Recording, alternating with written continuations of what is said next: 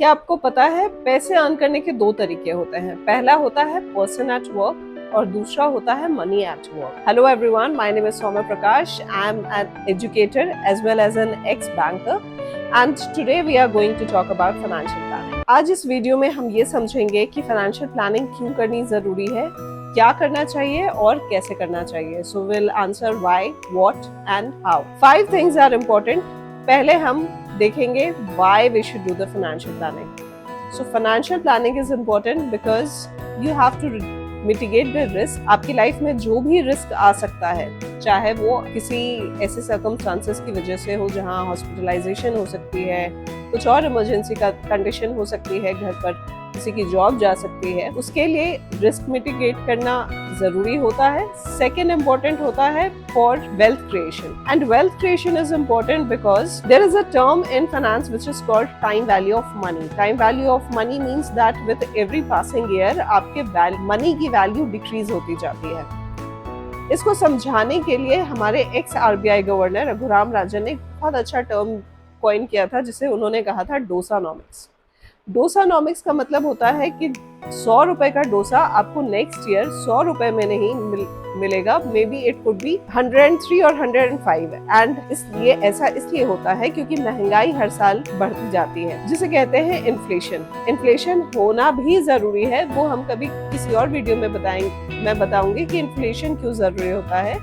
But inflation की वजह से हमारे 100 रुपए की वैल्यू नेक्स्ट ईयर डिक्रीज हो जाती है। सपोज आपने अपनी सारी सेविंग्स अपने सेविंग्स अकाउंट में रखी है, जहां इंटरेस्ट आपको 3.5% मिल रहा है और इन्फ्लेशन इंक्रीज हो रहा है 4% के रेट से। So there is difference of 0.5% and आपके मनी की वैल्यू उस रेट से डिक्रीज होती जाती है। So it is very important that you invest in instruments जहां पर आप इससे ज्यादा अर्न कर सके। जो आपके इन्फ्लेशन की वैल्यू है, you should be able to beat the inflation. So here are 5 things that you must keep in mind.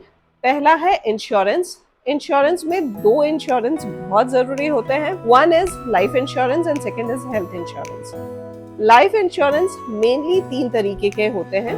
First is term insurance, second is traditional plans और जिसको सेविंग्स प्लान कहते हैं, and third is ULIP plan. Term insurance एक particular term के लिए लिया जाता है। आप 60, 80 जब तक के लिए भी चाहते हैं तब तक के लिए आप ले सकते हैं, जब तक आपको लगता है कि आप एक्टिवली आपकी कुछ ना कुछ रिस्पॉन्सिबिलिटी रहेगी आपकी फैमिली की तरफ, उतने टर्म्स के लिए आप टर्म इंश्योरेंस ले सकते हैं। टर्म इंश्योरेंस में प्रीमियम आपको वापस नहीं होता, लेकिन आप जितने कम एज में इंश्योरेंस लेते हैं आपका प्रीमियम वैल्यू उतना ही कम रहता है और वही सेम कंटिन्यूड रहता है।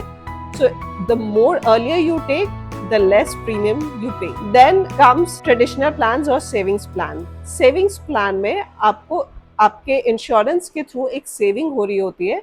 जो भी प्रीमियम पेमेंट आपने किया है वो आपको वापस मिल जाता है with some interest.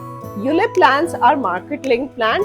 They are not pure insurance because वहाँ पर इन्वेस्टमेंट और इंश्योरेंस दोनों के बेनिफिट्स मिलते हैं। ULIP plans उनके लिए बेटर है जो कि मार्केट में भी इन्वेस्ट करना चाहते हैं, उनका वो पैसा इन्वेस्ट होता रहता है और साथ साथ इंश्योरेंस भी उन पर्सन जिसने इंश्योरेंस लिया है वो कवर्ड भी रहते हैं। Next comes health insurance. सो हेल्थ इंश्योरेंस बहुत सारी ऐसी कंपनीज हैं जो कि हेल्थ इंश्योरेंस प्रोवाइड करती हैं। उसके अलावा भी because once you leave that particular job, आपका वो health insurance खत्म हो जाता है। It is better that you take one more insurance. Insurance आप family float पे ले सकते हो, जहाँ पर आप अपने पेरेंट्स या फिर स्पाउस एंड चिल्ड्रन को ऐड करके पूरी फैमिली को कवर कर सकते हैं। कुछ टॉप अप प्लान्स भी होते हैं। टॉप अप प्लान्स में जितना आपको कंपनी प्रोवाइड कर रही है हेल्थ इंश्योरेंस, सपोज आपको कंपनी 5 लाख की हेल्थ इंश्योरेंस प्रोवाइड कर रही है, you can take insurance over and above that 5 lakh जो कि इंश्योरेंस कंपनी से कवर्ड हो जाएगा।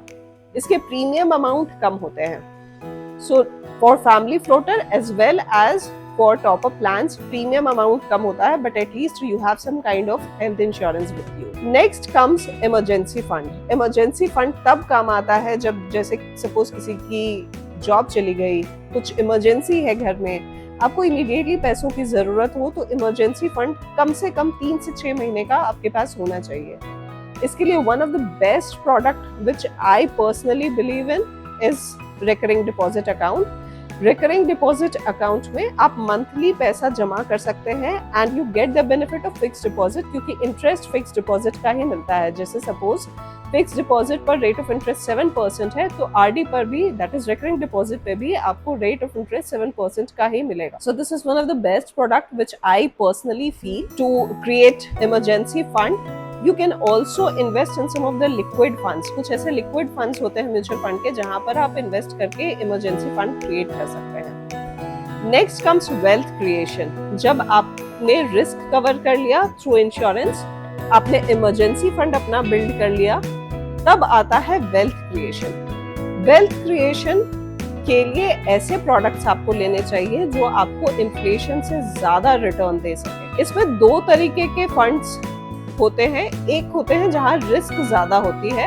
और एक ऐसे होते हैं जहां पर रिस्क कम होता है बट रेट ऑफ इंटरेस्ट आपको ज्यादा मिलेगी, जैसे पीपीएफ अकाउंट। पीपीएफ अकाउंट में आपको 7 से 7.5% का लगभग रेट ऑफ इंटरेस्ट मिल जाता है, लेकिन आपका पैसा कुछ टाइम के लिए लॉक रहता है। पीपीएफ के अलावा और जो फंड्स है जहां आप इन्वेस्ट कर सकते हैं वो है म्यूचुअल फंड। स्टॉक मार्केट में आप डायरेक्टली इन्वेस्ट कर सकते हैं, कुछ लोग क्रिप्टो में इन्वेस्ट करते हैं, रियल स्टेट में इन्वेस्ट कर सकते हैं, आप गोल्ड परचेज कर सकते हैं। तो there is a wide range of instruments where you can invest to create wealth.